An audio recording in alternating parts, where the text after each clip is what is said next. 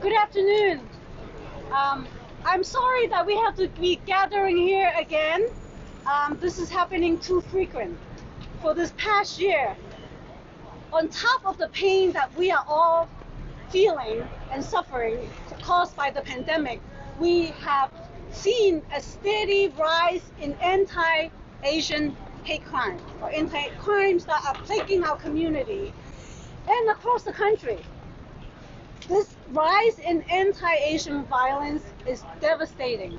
Week after week, day after day, we hear someone, one person, a grandma, a mom is being attacked. And there's been reported an increase of, there were 80 hate crimes against Asian Americans just between January and April. That is a huge increase compared to past years. These attacks occur in all hours, all day, and we don't know when it is going to happen. It is so random, and we and our neighbors, myself, my mom who lives over there, are living in fear. We have to do something about it. Every day, I'm afraid for my family and my loved ones as they step out of the house to do chores, run errands, and we need to do something about this. We all have seen the video, the horrific video of what happened here on Monday at 65 Bayard Street. That is a restaurant that I frequent, my family eat there all the time. It could have been me, it could have been any one of us who just happened to be walking by.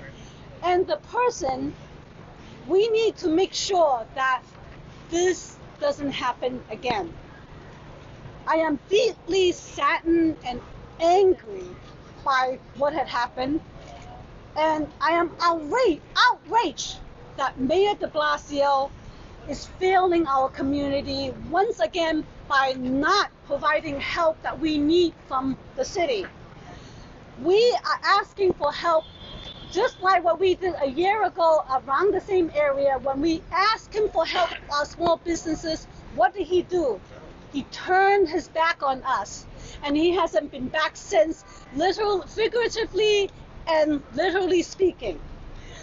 We need to do more than just social media and hashtags. We need real action from City Hall. We need our mayor to recognize the severity of these attacks on Asian Americans and provide the help that we desperately need, the mental health for some of the attackers, but more importantly, the mental health services for those of us who are living in fear. We need that help now, and we cannot wait. We also need to address many of the folks who were the perpetrators who have mental health issues. They need help. They need help if they came from a homeless shelter or they came from release from being incarcerated. They should have gotten the mental services when they were in where they were located, right? And these attacks really, really need to stop. And we have had since the pandemic began, established our own patrol team, which Colin will talk about in a minute. So enough is enough, Mayor. Do something. I am glad that there are many mayoral candidates here today. We please listen and please watch for yourself what is happening to our community here and across the city. So we need you to do something about this. So today I am going to pass over the mic to Colin Chan, who has been a staunch supporter of our community since the pandemic began, and I'm not going to steal his thunder about what he has been doing. So Colin, please. Thank you. Good morning, everyone. Here we are gathered again. Every time I see Gayle, we're here because another Asian has been attacked. Now, every time the mayor is being asked, he always, it's like a broken record going back and forth. We need to do more for these people. We need to offer more service. But what has he done in the last 7-8 months? Nothing. He's done BS, nothing. All right, so most of the attacks are done by people who are EDP. A lot of people don't like this term, but it's a fact that there are 6 hotels in our area housing homeless people who are not vetted. Right? These are people who need emotional support. These are people who may need treatment for substance abuse. They are not getting these support services. So when the mayor is saying, oh, we need to do more for these people, he's not doing anything. He's just playing that broken record. We need to do more. All this hate has to stop. But most of the attacks are perpetrated by people who are slightly emotional disturbed, right? And now he wants to put a homeless shelter right down 3 blocks from here on Canal Street for 200 beds. We want to put a jail right here, a 31-story jail. I mean, you know, where is the support for the community? The mayor has to stop dumping on this ethnic enclave. This is the only remaining ethnic enclave that's survived for decades here, and we would hope to keep surviving decades going into the future, but not at this rate. At this rate, with the gentrification and with the mayor, this current mayor who is dumping on us without giving the support services to people who need it. It's just not working. I just hope our next mayor, whoever that may be, has a better plan and to preserve this neighborhood. Thank you. Thank you, Colin. I'm going to say a few words in Chinese. 各位，我係劉林劍雄，係呢個區嘅區領袖，又係紐約市議員嘅候選人。今日我哋喺呢度咧係好不幸，因為我哋嘅歧視亞裔嘅罪案不斷上升。疫情以來，我哋已經損失好大，我哋已經有好多困難，但係喺星期一。喺65號港食堂門口，一個亞裔嘅女人無緣無故咁俾一個人就咁打親。我哋而家喺呢度就係希望我哋要叫市長一定要盡力處理呢啲犯罪嘅問題，仲要處理對呢啲精神有問題嘅人，俾啲精神病嘅人佢哋有服務，希望佢哋咧就可以安全咁處理佢哋，對我哋嘅社區亦都要有安全。今日咧有好多市長嘅候選人嚟參加，我希望佢哋會聽我哋講，睇下呢度嘅情況。如果佢哋可以當選到市長咧，就一定會為我哋呢個社區爭取更多嘅安全嘅措施。咁而家咧我就介紹其他嘅演講人，就係希望有鄧霞芬係中華總商會嘅副董事長，我想阿副董事長同我哋講幾句。Next, I would like to ask Harvard Tang. He is the vice chair of the New York Chinese Chamber of Commerce to say a few words. Mr. Tang, please. Thank you. My name is Harvard Tang. I'm the vice chair of the Chinese Chamber of Commerce, and I'm the president of the Chinese Chamber, Chinese Merchant Association. And I'm also a leader of many organizations in the Chinatown here. I raised in Chinatown like over 50 some years. So I understand our Chinatown, our community. Since the pandemic, all the business in this community have been down so much. Now all the virus have been under control. Business start raising. It's a good thing. But Asian hate, this thing. Memorial Day weekend, May 31st, a Chinese lady in this corner here have been hit by a man. In very serious. This is felony. Since the virus is stopped, business coming back up. So, but Asian hate crime have been raising. That have to be stopped. I'm thank you very much. All the candidates for the mayor or the government official is here. I standing here to address them. If they want to get success, they have to understand Chinatown and do something for this. This Asian hate have to stop. Like that felony have been, 39 times of the the record. He's still out the street. Why? This is the law. Understand? The law have to be strict. So this Asian have to stop. We always want this community to be a safe community and a better community. Thank you. Thank you. Thank you, Mr. Tang. I would like to ask someone who has always been looking out for us as the current president of the Borough of Manhattan, Gayle Brewer. Thank you, Gayle. Yeah. Thank you very much, Jenny Lowe and Colin Chen and certainly Chung Sito and the business leaders. I wanted to say about Chinatown, because Chinatown first got hit in January with the anti-Asian hate. Then there were no people in the courts to go to the businesses. Then there are no workers to go to the businesses.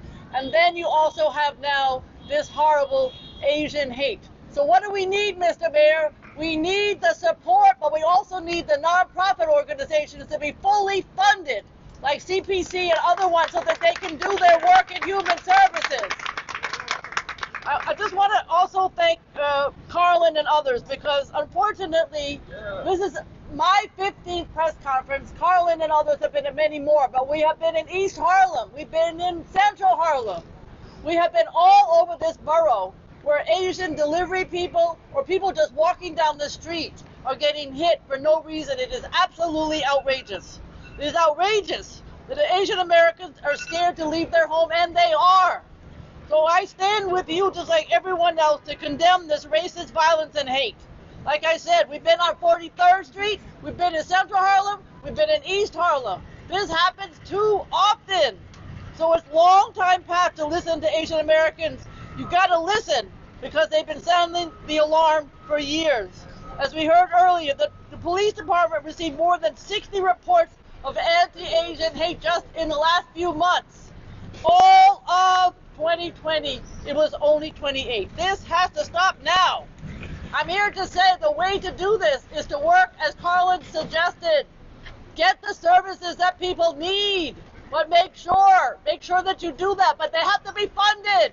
You cannot do this without funding. So I'm here to say New York must be safe for everyone, but particularly here in Chinatown, the Asian American community needs more support. Thank you very much. Thank you, Gayle. Next, I would like to bring up our New York State Senator Brad Hoylman. Thank you. Thank you, Jenny. Thank you for your leadership today. State Senator Brad Hoylman, also candidate for Manhattan Borough President. This is such an important issue for Manhattan. The latest attack shocks the conscience. It really does. But there are so many attacks that we've seen in the news and so many that have gone unreported. According to the Asian Bar Association, attacks have increased by 900% since 2019. That is absolutely unacceptable, Mr. Mayor. Absolutely unacceptable. I'm proud to say that in the New York State Legislature, we have passed the Hate Crimes Analysis and Review Act. It is bold legislation that will finally turn the page and look at who is committing these hate crimes and finally devise a solution for a systemic answer. But I could not agree more with the borough president that we need to fund our community organizations. We've done that in this year's state budget under the leadership of State Senator John Liu, and thank you, Jenny, for advocating for that. This problem is only growing. It demands a significant response from City Hall. We demand action now, Mr. Mayor. A community is suffering. You must act. Thank you very much. Thank you, Senator. Next, I would like to invite mayoral candidate Kathryn Garcia, former commissioner of Department of Sanitation, and many others, because she's been called on to do many things for our city. Kathryn. Thank you, Jenny. We have been here far too many times. This needs to be the last press conference we are holding, because we have had to watch video of someone's mother or someone's grandmother be hurt, be assaulted randomly in the streets. We have to go after Asian hate crime and deal with the fundamentals. We need to have a police presence here to protect people, but we have to go deeper. We need to make sure we are dealing with the mental health crisis we're seeing on our streets. And that means using Kendra's law. That means using crisis teams so that people get the treatment that they need. That means embedding mental health professionals in police departments so that they are addressing what they are seeing on the street. We have to continuously work with our nonprofit sector and with our faith-based sector to reach out to the people who are victims of these crimes and to reach out to the people who are struggling on the streets who could become a ticking time bomb. Safety on our streets is non-negotiable. Hate on our streets has to be stopped.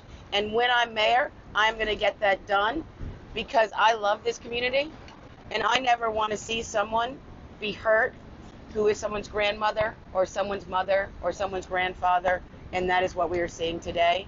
And I call upon the current mayor to do something about it. Thank you.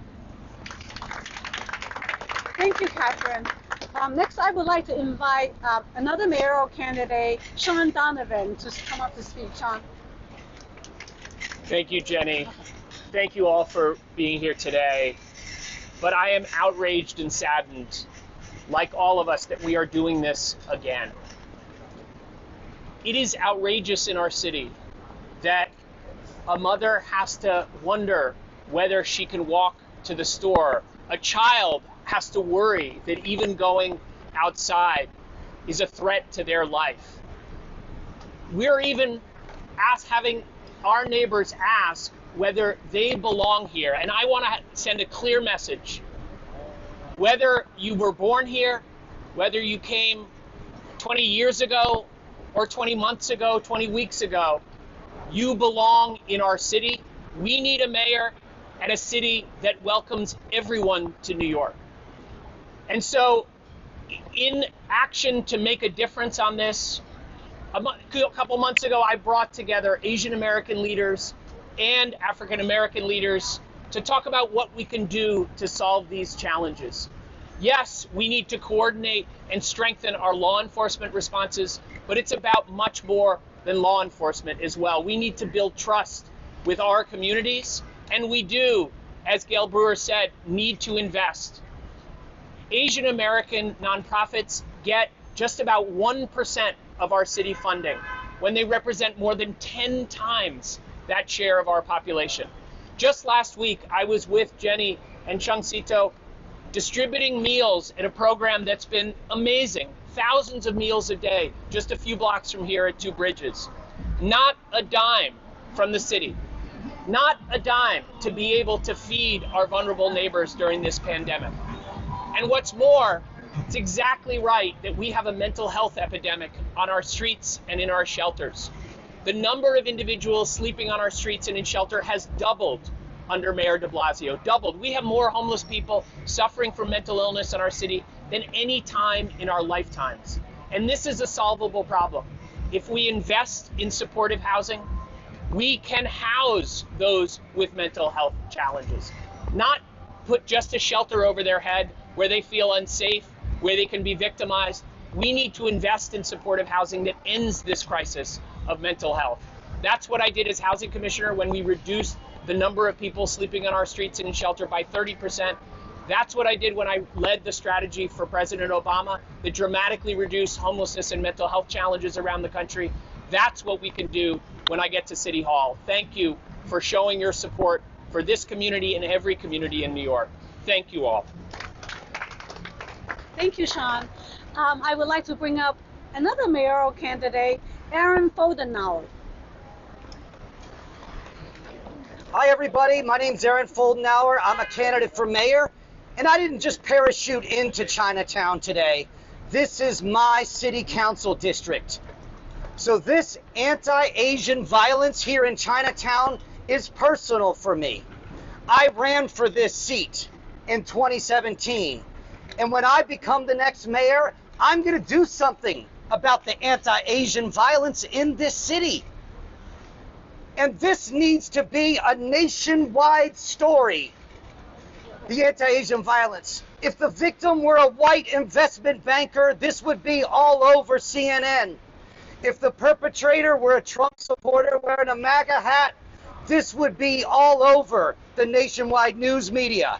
I'm glad you, local journalists, are here today to bring attention to this very unfortunate issue.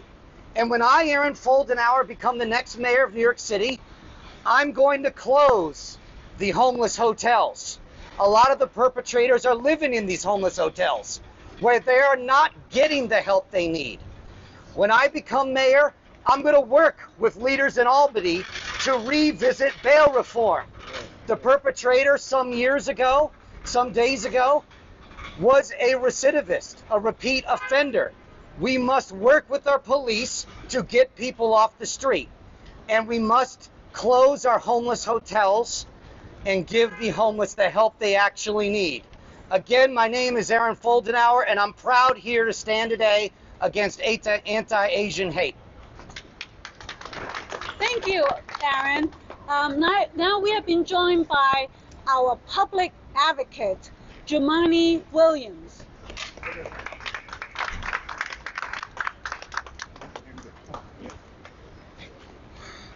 Thank you, Jenny. If you haven't seen the video, you really should. I want to make sure everybody sees it. The horror that was there. I'm glad that I understand she's physically okay. But we often forget about the physical trauma that happens, the mental trauma that happens as well. And I hope she'll be mentally okay. What it's like for her to come back outside and walk these streets, having experienced what she experienced, what it means to the people around in this community having to come outside after seeing that. There was a chilling effect that happens.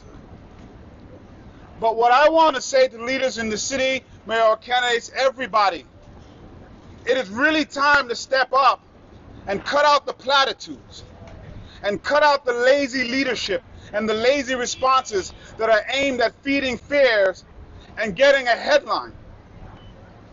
Because nothing that is happening, whether it's the intersection of anti-Asian hate and mental health, is remarkably surprising. Because many of us have said, without the investments that are needed with a global pandemic, what was going to happen.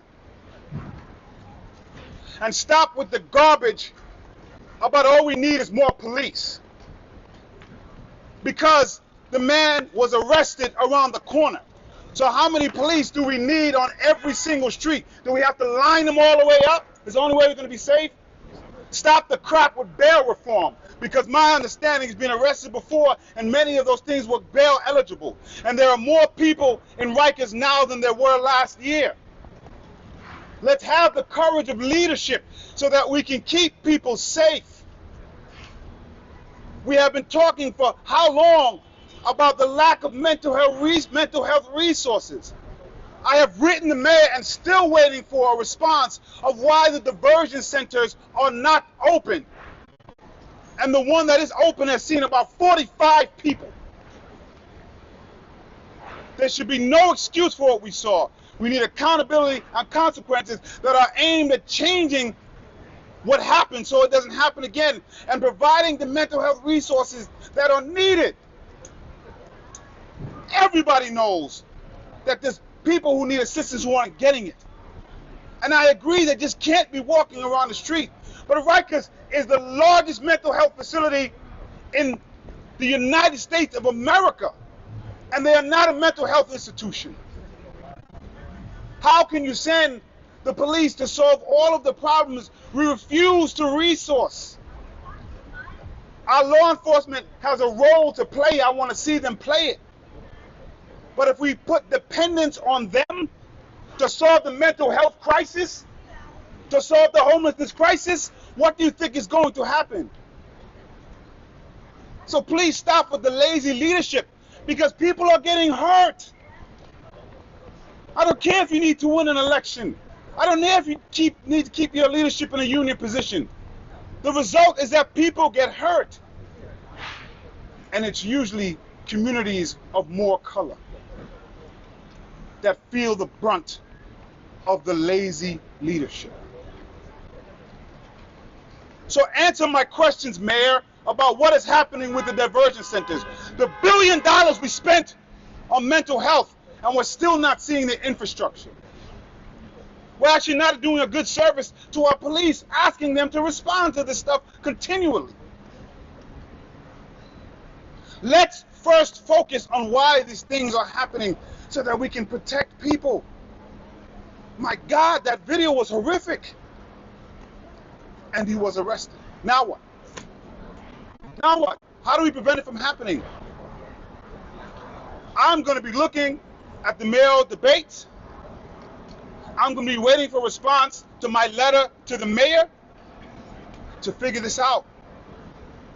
Because void any real answer, the lazy leadership that feeds fear and makes people think we're doing something wins the day, and we're all harmed by that.